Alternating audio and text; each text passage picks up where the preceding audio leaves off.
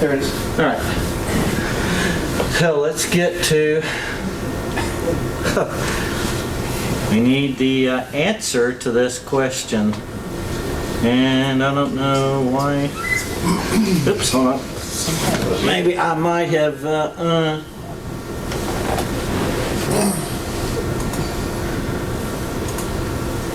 I do not.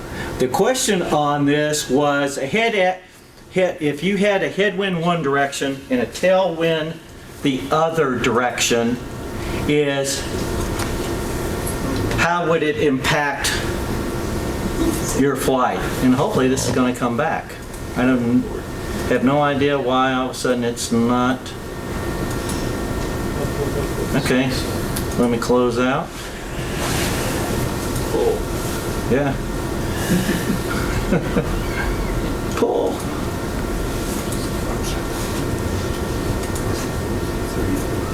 All right, open.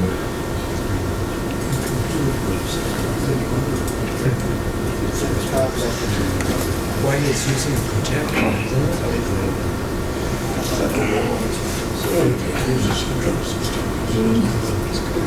Magic card.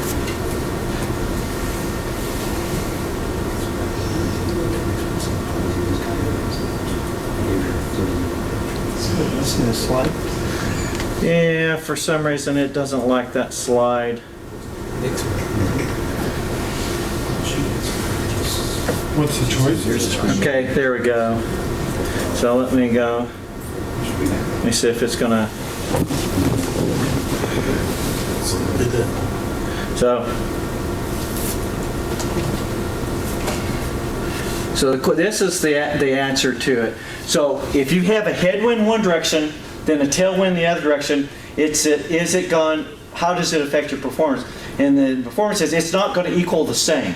And the reason is because of these things: the greater impact on your slower speed, the greater percentage of speed, the fuel planning, and then obviously actual winds versus forecast. So it's like, it's not like the railroad, you're going one direction, say 90 knots, and coming back the other direction 110. In the long run, it's not going to equal out to 100, right? So it's, the headwinds are going to have more offset, right? You're going to have greater fuel burn. So it takes all those into consideration. So when you're flight planning, just think about all those things. And that's what this was, is just food for thought. We have a lot of students right now that are in the cross-country phase, and one of the things we emphasize for them is getting those wins a lot, getting those leg times. So you should know when you take off, you write your takeoff time. And then that first checkpoint is kind of a plus or minus, right? Because you've got climb rate, you're climbing up to your altitude.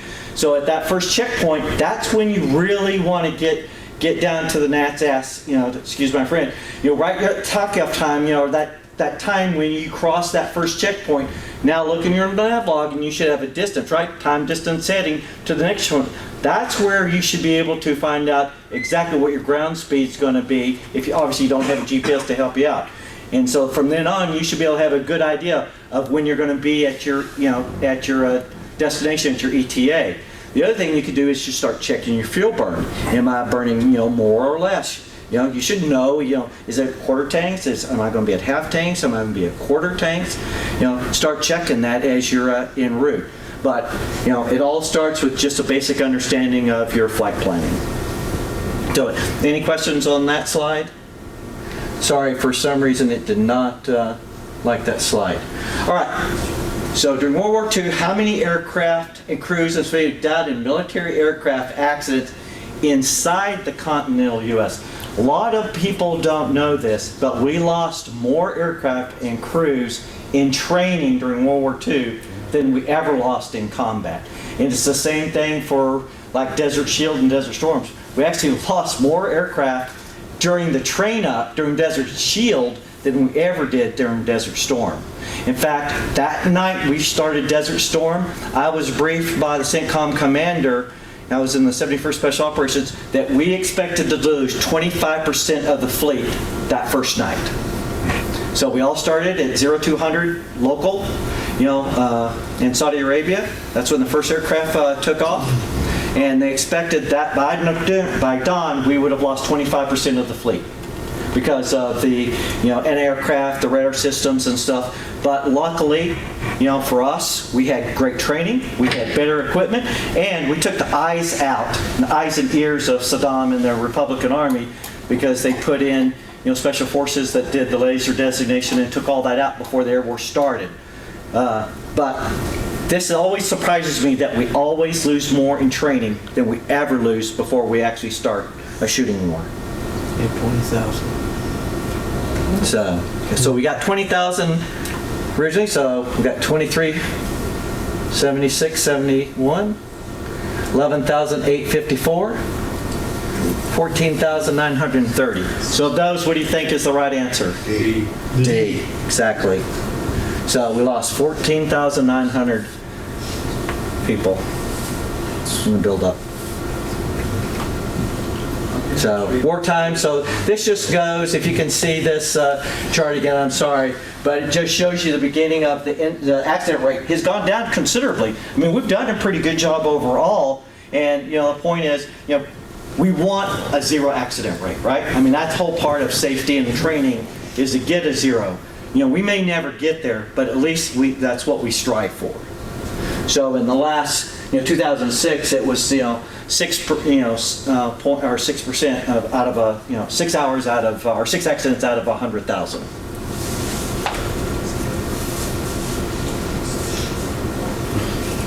So this is a good one, especially for our students. So for us, we do this on every shutdown checklist, right? On all of our aircraft, I think it's written in there. I think every single one that we have. So, we do a mags off check. Oops. Happy fingers. So do we do it to avoid carbon buildup on spark plugs? Do we check for a broken magnetic P-line? Do we make sure that the ignition switch works? Or D, because that's what people do? D. So you'd be right if you said B, but you'd be more correct if you said B and C. Yes. So we really do it for both. We all know about the magnetic or the P-line, right? To make sure that the ground wire's not broken. But we're also checking the actual switch itself, too. So it's really a two-part question. So for those students, that are here, that's why we do that. So we just want to make sure that the engine will actually turn off with the ignition switch, even though we normally turn it off by leaning the mixture and turning off the fuel.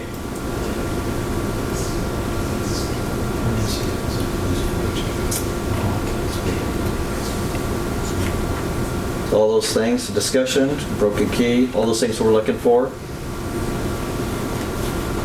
Another one, always make sure with my students, when we turn the key off, where do we put the key? Right on the dash. Right on the dash, right? That's almost universal anywhere in the world I've ever been to. A couple of reasons. Back in the old days, we would pull in to get fuel, right? Before that ground guy would come up, the fueler, he would look to make sure that ignition switch or the key was sitting on the dash, right? So instrument panel. That way he knew that he didn't have a hot engine. And from the very first days, that's what they did. And so we do that. That way we always know, if hopefully that we don't have a hot engine. We got one other. If you have the ignition in the on position and you're able to pull out the key, what does that represent, or what does it cause? Is it a downing gripe? Is it okay? No, I think that would be a grounding. It's a grounding gripe, because when the key comes out, there's no way you can turn off the ignition. It stays in the on position, the way the little pins are.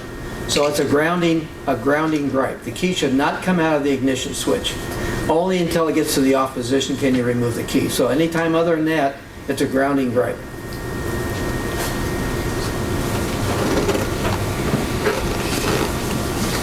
So again, if you ever need to turn the prop, obviously you want to stay well clear. They used to teach us, that we used our fingers like this cup, so that that if it did start, it would come off.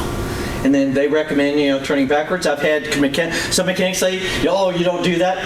There's literally no mechanical reason you cannot turn an engine backwards. They used to say turbine engines, like in helicopters, you never turn the blades back because you could cause carbon breakage and it could break. But when you talk to engine guys, they say that that's not true. It's just one of those things that's been passed down from probably a CFI or somebody, down, but some of those things just aren't true in reality. All right, this is another good one, especially for this time of year where we're getting a lot of moisture in the morning. Like this morning, it was almost 100% when we came out. So that's obviously, one of the things that's conducive to carburetor icing.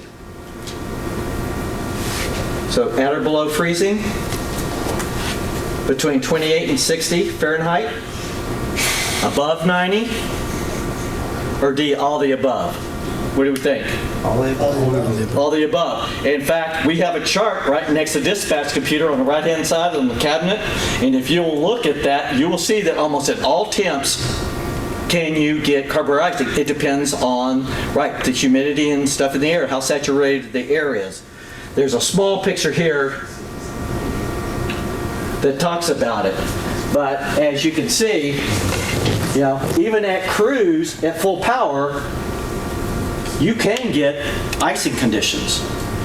So what is probably the first indication that you may have carburetor icing? Let's say you're flying up at 7,500, you're going cross country. What might be the first indication? Fluctuation in the RPMs? Yeah, I would say that would be my very first clue, is that if I'm paying attention, a reduction in RPMs. It starts really slow, right? So that's great. That's one. What would be maybe a second indication? Roughness. How about, yes, engine roughness. So it starts to run rough. And the big one that happens to a lot of pilots, the engine quits, right? It finally got so, where, it's, obstructed to the point where it can't get enough air and fuel mixture, right? And it quits on us. So a lot of people have had engine failures, made emergency landings, like one that happened here not too long ago. And maintenance comes out, checks it, everything's fine. What do you think probably happened to that guy? He got carburetor icing. He was in a descent, a long descent, and didn't put carburetor heat on. It iced up, and the engine quit. Had full tanks. So, if you start seeing the RPM start to drop, a little engine roughness, first thing to do is check your tanks, right? Check your fuel. I tell people the second thing to do, check your mixture. Then the third thing that most people forget, check your prime. Okay, make sure that's in and locked in. A lot of times, remember, it's got that little notch in there that locks it into place. Sometimes that can vibrate loose and it can start working its way out. And if it does, the engine will start running rough because you're starting to lean out a little bit. So check that, make sure that's in. Then if all those things all check out okay, put your carburetor heat on. Let it run for a few minutes, about 3 minutes or so. It should start, it might run a little rougher for a little bit, and then it should come back. If that doesn't work, then obviously you've got some other problems that are going on, and then at that point you probably need to make a decision about getting on the ground while the engine's still running. I'm a big component of precautionary landing. Get to the nearest airport, let somebody check it out. So any questions about carburetor icing? Again, the biggest takeaway, it can happen at any altitude, any temp, any power setting. That's why I fly carbureted engines, or injected engines rather. And students, that have been in 03 and then had to go back to 2.9, we suck. We just don't like that. So power off descents. That is really one of the things. If you have to do a power off descent, even if you got carburetor heat, every once in a while clear the engine. Keep it running. That's a good operating practice. All right. So we want to identify this aircraft. Is a Tomahawk. All right, ever hear of Tomahawk? Is it a Beach Skipper? It is a Grumman? Or is it a Mooney Mite? B. Which one? B? Beach? I think that's the right answer. They look exactly a lot alike. You have to look at the canopy in this portion to be able to really tell the difference. Most of us have flown Tomahawks. Not many skippers out there. Tomahawks were pretty popular for a while after the 150. Those were the two training aircraft that I remember. In my day, it was either a 150 or 152, or we used to call them a Tomahawk, or there should be a nickname for it. because the problem is that if you got them into a spin, they were really hard to recover from. They had more of a flat spin, and so one of the recoveries was, if you could, you'd open it up and get up and you try to lean forward as much as you could to try to get the nose down. That was, there's a couple of people who got them in flat spins and had a hard time recovering them. Sometimes you got to do what you got to do. So there weren't many. All right. This is one I'm familiar with because I was out flying when this happened. For most people, after I came from Texas, I went to California Baptist University from 74 to 78, and I was out flying when this happened in Palm Springs.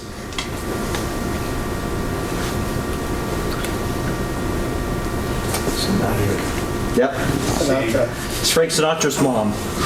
They were took off to the north. They thought they heard a turn clearance, and they turned and they went right into Mount Jacinto.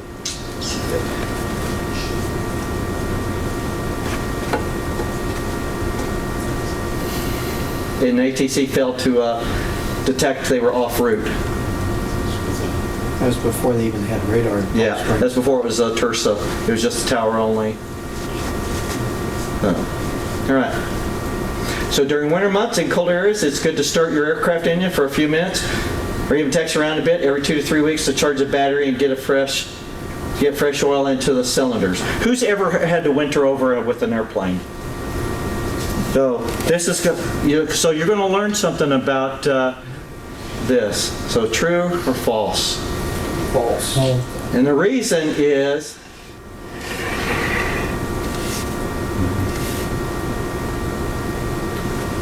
and most mechanics in this, will tell you you can't ever get it up to operating temperature. You can't get it warm enough. Can't get that moisture out of the cylinders and stuff, out. So you need to actually go out and fly. So it is better to store the aircraft in short storage. Where you put it in the hangar or wrap it up, whatever you can do, whatever your POH says to do first, and let it sit over the winter, than to try to just taxi it around or having a short flight. All right, the next one is something famous that most of us heard about with Eastern Flight 401, the aircraft that went into the Everglades. And the reason this is a good because it talks about crew coordination. Now, most of us fly single engine, but a lot of times we fly with other pilots. The one thing about newer aircraft, especially if you get that latest gadget, whether it's ForeFlight, a new GPS, is what? What do? We both all go in and heads down, right? We start looking. What's it doing? How do we program this? How do we do that? In the airlines, when we first got glass cockpits, that was a huge thing that we had to talk about, was how do we reduce that risk, right? Because it's all new to us all. We all went to ground school. We all went in the sim, but this is all new, this technically advanced aircraft, glass cockpits. There's a lot of information. It's great, but the next thing you're doing is you're both looking inside. And who's flying the airplane when that happens?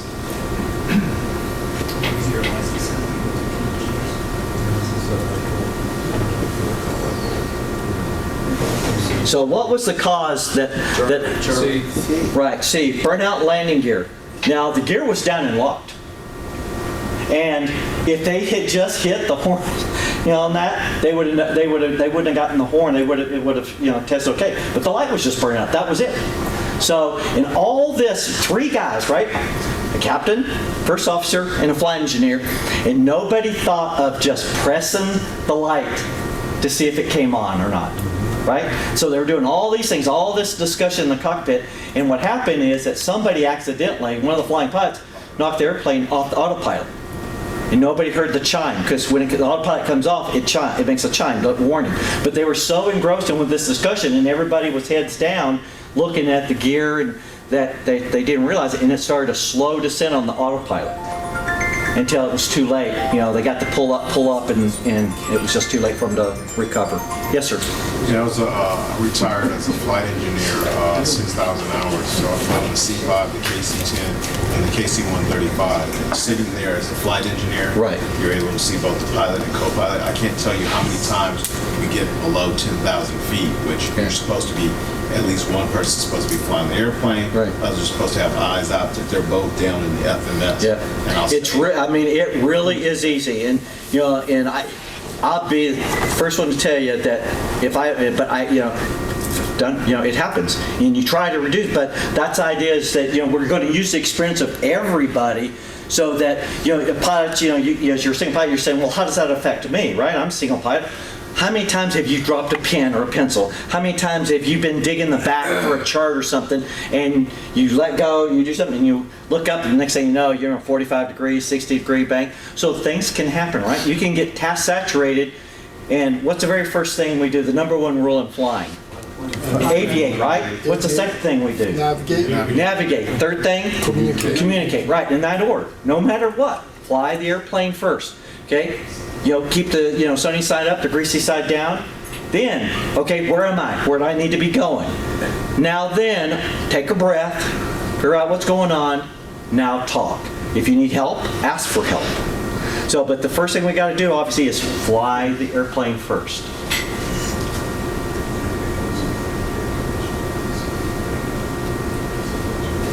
So that's what happened. Nice and stable. They climbed up. Started to turn back to the airport. But right here they bumped off the autopilot. And then at this point it was just, too late. They just couldn't recover in time. Couldn't pull up. And a part of that probably, if anybody's ever had an emergency, what's the very first thing when something happens? Right. You're just shocked, right? This can't be happening to me. Yeah, exactly. Denial. They say, now don't quote me, there's guys in here that are professional, but it takes about 1.5 seconds or so to recognize something's wrong, right? Then another second and a half to start that first instinct. So think about that. That is 3 seconds. So think about that. You've got to detect and start some kind of initiation of that emergency, but it's taking about 3 seconds to do that. Well, sometimes you don't have that 3 seconds, especially when you start getting close to the ground. So just think about those things that that you got to pay attention to what's going on in the aircraft. And like I said, we all know, fly the airplane first. Everything else will work itself out. Even if you have to call the tower and say, hey, I'm sorry, explain. I'll tell you what, I have probably called the tower 6 times in 40 years, and guess what? I have not done one piece of paper, ever. I just explain what happened. They say, okay, hey, we understand, maybe I might don't do that again, kind of thing, because, I've screwed up just like anybody else. I'm human, right? But, as long as you can explain yourself and it wasn't malice, you weren't intentionally trying to violate, you'll find that air traffic control is pretty much your friend. They don't have to do the paperwork either. The rules have changed on that. They're required to report it to the FSDO now. So, you need to be apologetic, you need to be upfront, but you can expect to hear from the FSDO if you bust an altitude or... Yeah. And I'm a counselor with our local FSDO here. I'm the team lead, and so I'm typically the guy you're going to talk to first. If it's within the FSDO, if they think it's not serious enough, to send the inspector out, I'm the guy as a lead that's going to go talk to you. I've done that. Yeah. And they don't go to a FAST team member until they've investigated it and determined that that's what needs to be done. But you're going to talk to an investigator. You're going to talk to an inspector before you talk to the If you have any conversations with them about the ASAP program? I have not had time to talk with Dr. Foster. Yep. He's our rep that we have. He usually comes here. But I know in the industry that they've talked about it at our quarterly meetings. In fact, I have a meeting here next Thursday is our as our quarterly meeting. Yeah, the FAA would like general aviation to get involved in it. Right. Yeah, I know it's on their docket, but it's like everything else. I think right now there's just so much that's going on. But I do know that they're very interested in it. Some of these people probably don't know what ASAP is. So you want to just Aviation Safety Action Plan. Okay. It's very similar to a NASA report. Okay. However, I sat in a meeting 2 years ago, January, down at Embraer in Fort Lauderdale, and it was a NBAA safety meeting. And there was a presentation on the ASAP and SIS program, so I can explain those further. Yeah. But Air Charter Safety Foundation is the conduit to the MITRE organization who collects the data and the FAA. Yeah. Somebody in the back, safety officer, stood up and said, well, we've been filing NASA reports for, anything that comes up, mistakes or whatever. And Corey Stevens, FAA, in charge of the ASAP and SIS program, stood up and said, we don't look at NASA reports anymore. We're encouraging ASAP. Right. It's the same thing, same process as a NASA report. They really don't like to look at the NASA reports anymore. However, they've since changed their philosophy on that. They combine both of them. So if you filed a NASA report and an ASAP report, they will look at both. Right. All de-identified, nobody knows who's who. You're just admitting that, hey, I made a mistake. Yeah. So for those that It's all about self-disclosure. Right. And we learned in the airline industry years ago with the ASAP program that when you allow people to self-disclose when they make a mistake and you de-identify it, safety is enhanced. Yeah. It's a very well-known thing in the industry. And I mean, I've probably done 15 or 20 ASAP reports in my career. And I've never once gotten in trouble with anybody. And if it were a sort of a thing where I would face retribution for it, I probably wouldn't have said anything. Right. But the thing is, we as crews, Right. air crew, we learn from each other because we get those out whenever they come out quarterly or whatever it was that they used to come out. Right. It's an Right. excellent way to improve safety. And we all learn from each other's mistakes, and nobody knows whose name or anything is involved. Let me take this just a little bit further, if you don't mind. No, this is good training. There's, how many airports in the United States would pay for data? Anybody know? 5,194. How many airports do the airlines use? Oh, only a couple hundred. 500, Yeah. roughly. Where's all the resources being put into those 500 airports? EMAS, all of the other safety things that an airport has, electronic and otherwise. What the FAA is saying is, give us the data for those other 4,700 airports that have paved runways, that have poor signage, paint jobs, they need paints on the runways, taxiways. They're saying, give us the data. The airlines have been giving data since all the way back to the 80s. So they've got that information that now they're putting that in, they have been putting it into those 500 airports, but the others have been neglected. That's the real root of this, what they really want to achieve. Right. Yeah. And for those, especially our newer pilots and the NASA, what they form they're talking about, the NASA, I forgot when it was started. I mean, it's been as long as I can remember flying. It is a form that you could go. So say you were told to turn left and you turned right, and there's another aircraft in the way and they had to expedite, tell that other aircraft to go around, whatever. Well, if you made a mistake, you could admit to that mistake on this NASA form, and you would mail it in. You would give all the circumstances, what happened, how it happened, and how you would prevent it. That was the most important part, how you would prevent it from happening again. They would identify that information, and then they would send it out to the pilot group. So if you filed in one, you would get the rest of it. They came out monthly or quarterly. I think it's gone to quarterly now. But you would get all these feedback forms, right? Monthly. Right. And so you would learn from each other. And that was the whole idea, is to learn from each other, from the mistakes we made. What happened is, if you got violated, say, they had to move an airplane out of the way, and they decided to initiate action against your certificate, they call you in, they investigate, they would do do the adjudication. If you fill out a NASA form, then what they would do was basically a get out of jail free card. They would suspend whatever action was going to be taken, as long as it was an accident, right? It wasn't intentional. You didn't, mean to, go right head to head with somebody, but it was just an act. You made a mistake. So it was a great program, and now this new program is obviously, supposed to be the next up and coming. But it was a good form because we all learned from each other by these mistakes. Because a lot of general aviation, they don't have the advantage of this, of going out with other pilots and learning from each other. And so it was a great tool. It was I think successful overall. A lot of people got to keep their license and get 30 days on the beach, because they just made a simple mistake. As long as they learn from it, that was it.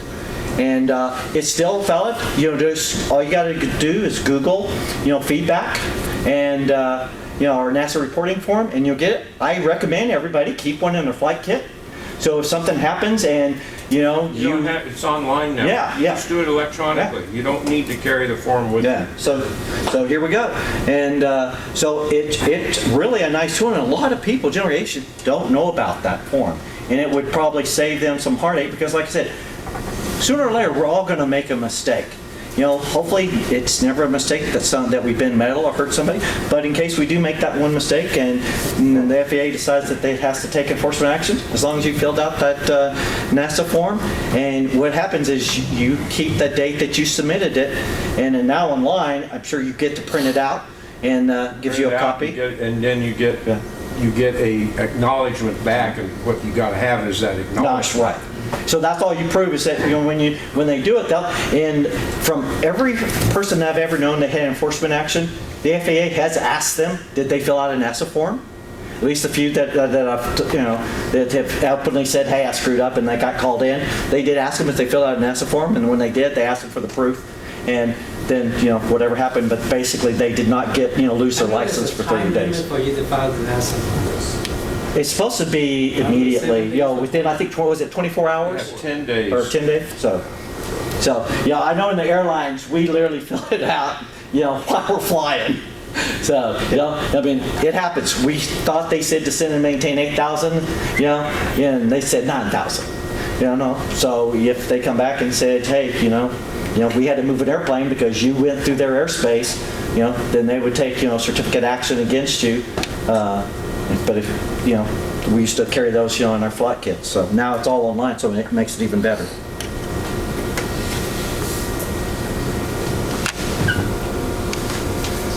All right, almost finished. So experience a sudden engine stoppage or any significant engine slowdown due to a prop strike. Which of the following would likely need to be replaced? Engine firewall? Attitude indicator, dry vacuum pump, or engine mount bushings. This was kind of tricky. I didn't know this one. And I was a maintenance test pilot for the military, and I did not know this one.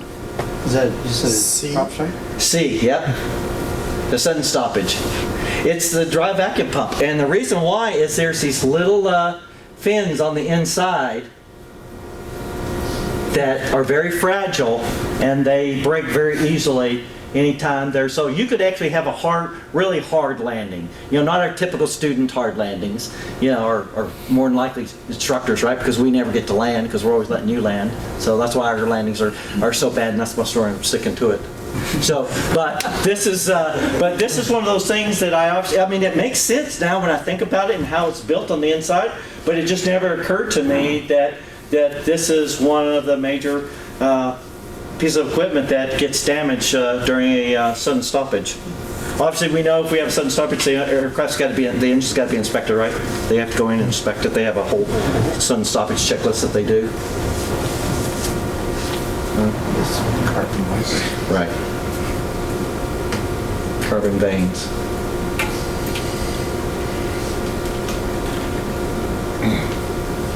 All right.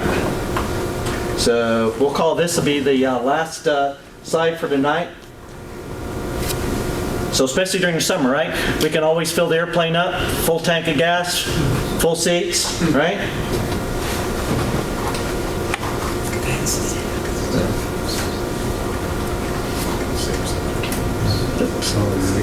So, who attended the class last year? It was about this time when I did the performance on going up to Big Bear.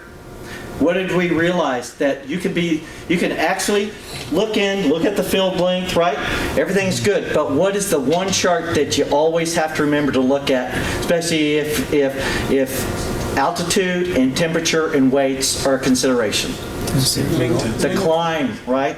Your climb rate. So we found out that at Big Bear in the middle of the summer in a 172 with 4 people and full bags of gas, what was our climb rate? Yeah, it was minus, right? But we had enough runway to take off, but we couldn't climb. It was like 0. I mean, it was absolutely nothing. So, just don't assume that because you've got 4 seats, that you can put 4 people in a full bag of gas. In aviation, it's always a compromise, right? So, there are very few aircraft out there, general aviation aircraft, where you can fill all the seats in the full tanks. So especially during the summer, who flew today with me? Tim, what was the density altitude at Hemet this day? 3,100. 3,100 feet. So just today, not a real hot day, right? It's 1,500 feet, right? But the density altitude was already double that on just a general day. So think about that. So what's the big deal? What's the takeaway from that? The engine thought it was at 3,000 feet already, 3,100 feet. So double what the field elevation was. So you start getting higher altitudes, shorter runways. We're used to taking off on 5,000 foot plus runways, right? But some of these runways out there could be 3,000 feet. Anybody been to Fallbrook? What is it? Like 2,000 feet? So, do you think in our little T-41 Alpha with 145 horsepower, 2 big people, that you're going to have a lot of extra room? No. So, before we leave, let me tell you this. I have a thing I call 50-70 rule. So, by the time I have used 50% of the runway, I should have 70% of my airspeed already. That way, I still have enough room to abort if I need to. So just think about that. There's nowhere is that written in stone. It's a technique to use, but I think it's a good one. So, if you've got 4,000 feet of runway, typically like at Hemet, and you're at that 2,000 foot marker, and for most people say, well, I don't know what that is. Well, most airports, have a taxiway at about midfield. So look at your airport diagram, take a look at it. The major airports have runway markers. You have 5,000, 4,000, 3,000, 2,000, that's what's remaining. That's what you see. So take that, if it's 5,000 or a 4,000 foot runway and you see the 2,000 foot board, and if you land on 3.2, you'll see what I'm talking about.